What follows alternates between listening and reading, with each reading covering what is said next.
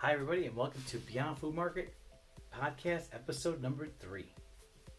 So, guys, in the last episode, we talked about my experience with gluten and when I want to do this. And today I'm going to talk about where I am today and what I want to be doing moving forward. Okay, guys, so let's just jump into it. So I quit my job like 30 months ago. And there was just a point where I was like, man, what am I going to do with my life? It was going nowhere, right? And I would always watch Shark Tank, and Robert Herjavec would always say in the previews, like, why don't you just quit the job and just go for it? And I kept hearing it, and I'm like, I'm just gonna freaking quit my job and just go for it. Because I had done work. I had helped this lady remodel her bathroom, and I had come up with an idea. And she's like, Jose, that idea looks like it could be a product, a real product. And so years later, I was like, you know what, I'm just going to try it, see what happens. So I quit my job, took about a month off just to compose myself. And then I started working on the idea. And my brother decided to fund me for this idea. And he paid for the membership at Polsky Center. I went to the Polsky Center. I went there and started doing work there.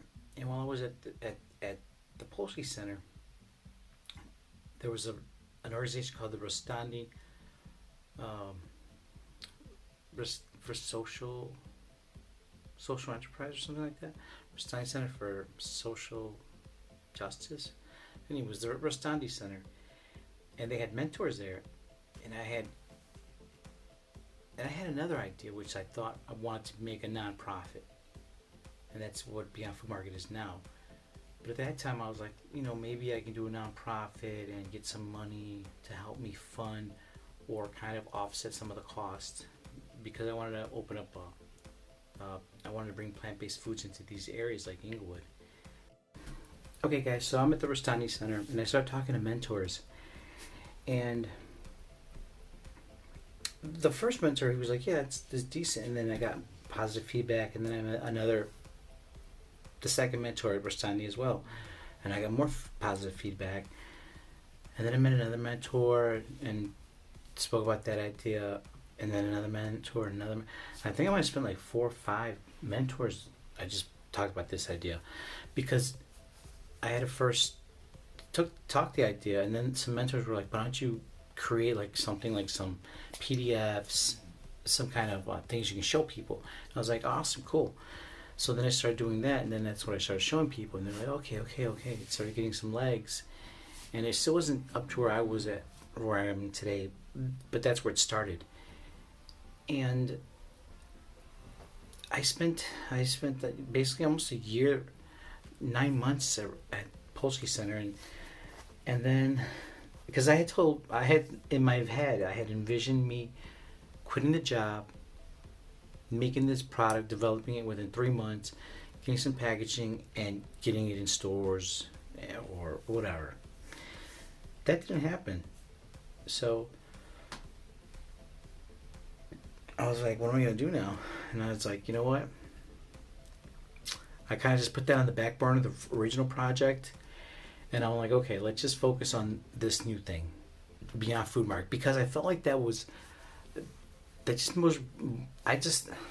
a lot of reasons. Opportunity, kind of like a calling, if you will, because of my personal journey and because I'm right down the block from Inglewood. But whatever it was, a whole bunch of reasons, right, that culminate to that decision.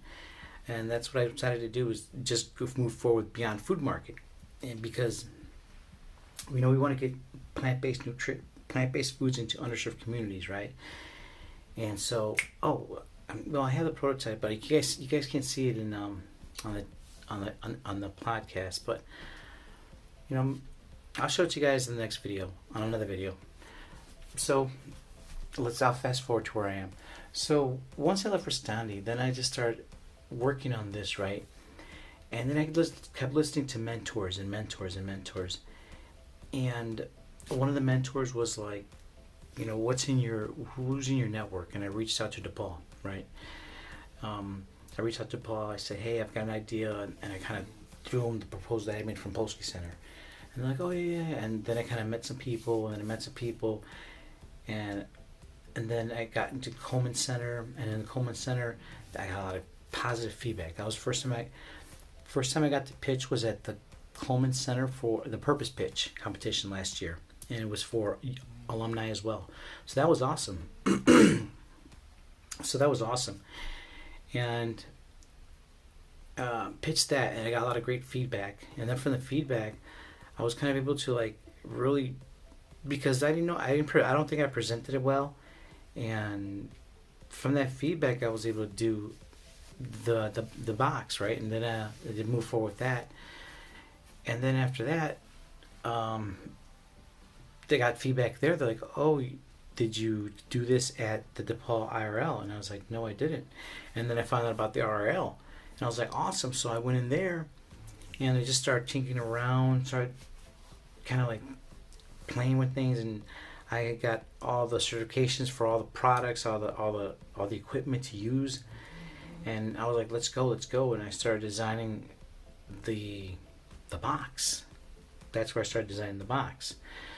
Because I had heard another mentor, Jim Rome, and he was like, when do you get the day done? Started when your day's done. So that means you have to plan it out. And also kind of like, if you see it in your mind, you can hold it in your hand, kind of thing. So I had to start creating it while I was at DePaul. Like, I don't know how long it's been, 6-7 months would I've been there. And so for that time, I was able to kind of like work on the patent, actually make the first prototype. And I was like, man, that's pretty cool, because from 30 months ago, and then a year, so 12, what is that, 12 minus, I don't even know the math. But what I'm saying is, like, it's taken a while just to get from the idea of how am I going to get food into there, right? Like here's the idea, guys. The problem is from what I see, right? This is what I just see. Retailers or people don't want to go into these areas because, one, profit margins are very thin, right? And two, there's a lot of theft because it's low income, 40% of 40% unemployment rate. I mean, I'm not bashing them. I'd probably do this. I've done the same thing. So, that all those two things kind of was like, I was like, how can I? So I was like, how can I bring food, plant-based foods, into these areas and have it protected, just protected for the people that, I mean, it's called a food desert. So food desert means it's hard to get nutritious foods on a consistent basis. And so that's how I see it, right? That's the whole concept. I'm like, okay, how can I bring food there without it getting stolen, right? That was it. And I'm like, boom, we'll put it in a box. I'm like, yeah, in a box. And then I was like, because it started evolving, right? It just started from a vending machine that was going to have all these boxes, right? And then I was like, let's make individual unit, right? And then from the individual unit, I was like, well, we could put all the technologies into it. We can put the refrigeration, the freezer using Peltier technology, which you can see on the desktop refrigeration units. And then I'm like, let's put an NFC reader on it, for your communication reader, so that way you can use your credit card, WIC card, your link card, you can dip, tap, you can use your phone, Apple Pay, Samsung Pay, etc. And then I'm like, later on, I'm doing all this research on vending machines. I see this thing in Asia where they're using the QR codes on their phones everywhere. And I'm like, you know what? Let's put a video screen, the monitor, because I wanted a monitor to be like, just kind of like, hey, look at this. But then I'm like, yeah, we can use a monitor as a payment system as well. So it's 3 ways to pay, and it's all cashless. So that's the thing. This box is cashless. So, but on top of that, because, well, let's get back to the box. So the box is a cashless vending, all-in-one vending unit that opens 3 ways: with your credit card, NFC reader, with the video monitor, with your screen QR code, or my favorite is the augmented reality application. So guys, you're going to have an augmented reality application that will open on a user's mobile phone, right? So you walk into the retail environment, you point your phone towards a box, and you can view it. And so then you can view the item that's in the box on your phone in a 3-dimensional space, in a mixed reality. And then you can purchase it on the app, just unlock, and then it unlocks the door. So those are the 3 ways, guys. And I think, like in my mind, like, so this is how it's been progressed. I'm like, because you got to make it cool. So the augmented reality part will make that cool, the cool factor, and nutritious food will also bring a good factor, and just that it's kind of like new technology, all that. I guess it's everything, but. So that's kind of like my whole thinking, and that's where we're at today, to this very point. From let's see, 20, it's been like 18, maybe like 18 months, maybe 20, maybe no, from like 24, like almost 2 years,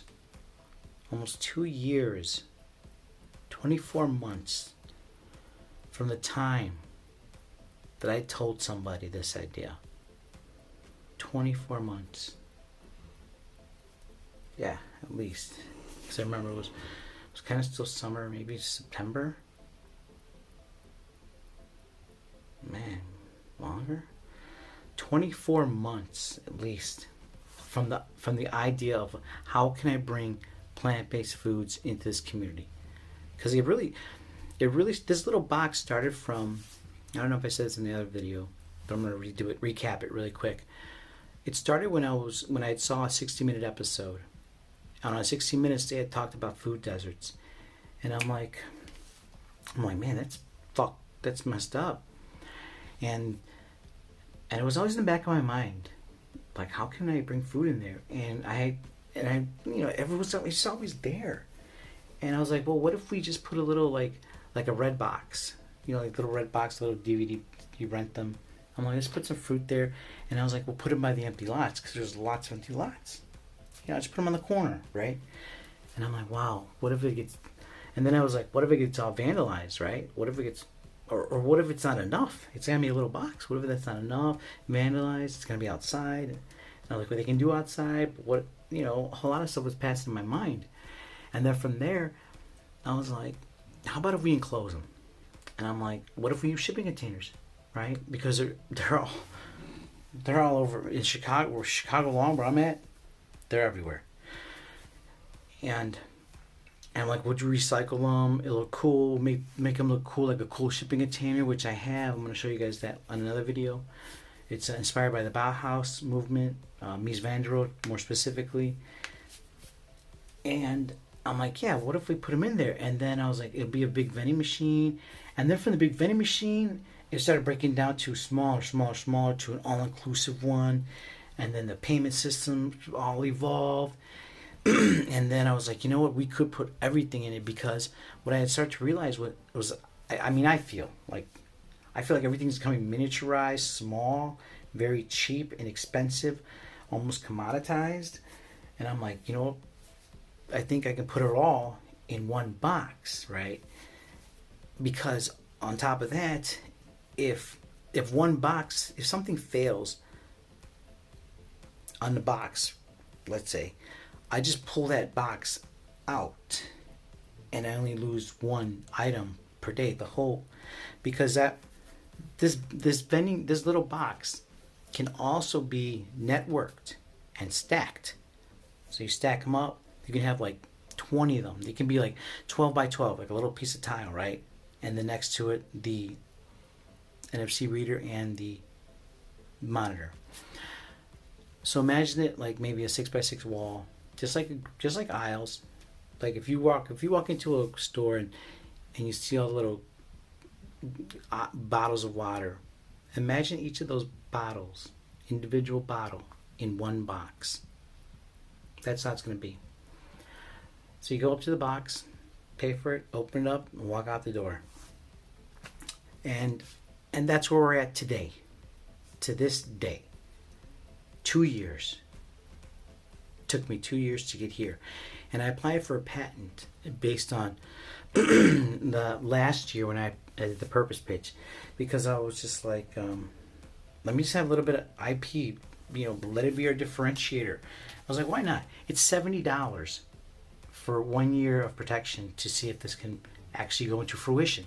So I was like, that's very inexpensive, $70. And I worked on that patent for like 6-7 months, man, because I'm not a patent attorney.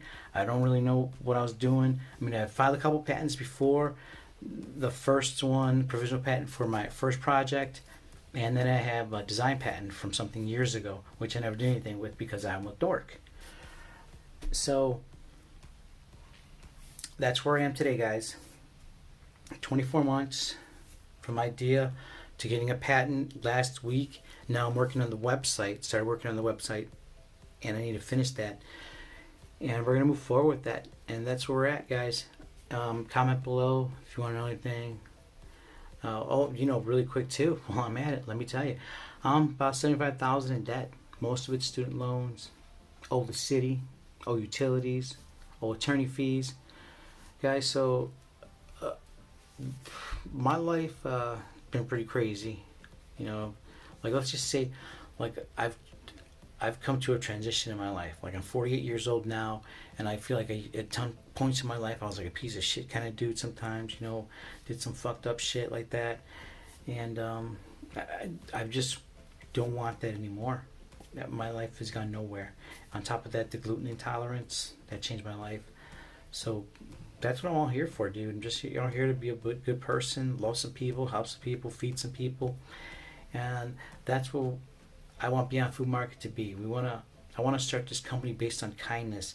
So if this does take off, if this does become a company, I want it to be based on kindness. And I know we're looking ahead, but I want to build a team on that. And vegan. You got to be vegan. And it'd be even better if you had a food allergy as well. But so that's where we're at. That's where I'm thinking in the future. What I hope we can do is make this little box, make it to reality.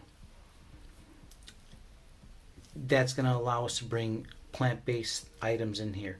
And because there's nothing like that in Inglewood that I'm aware of, that just all plant-based and allergy-friendly, which means you're free of the top 8 allergies in America. Now, I think most consider the top 14. There's 14 not major, but 14 allergies that most people are allergic to. But there's top 8 that a lot of people are allergic to. So that's kind of where I want to start. I want to have a store just that. Allergy-friendly, free of the top 8, and plant-based. So guys, that's the whole vision. So we're 2 years in. I don't know how many more years we got to make it happen, but follow along the podcast. Sign up for notifications. Let's see if this happens. All right, guys, thanks for listening. Have a great day. Bye-bye.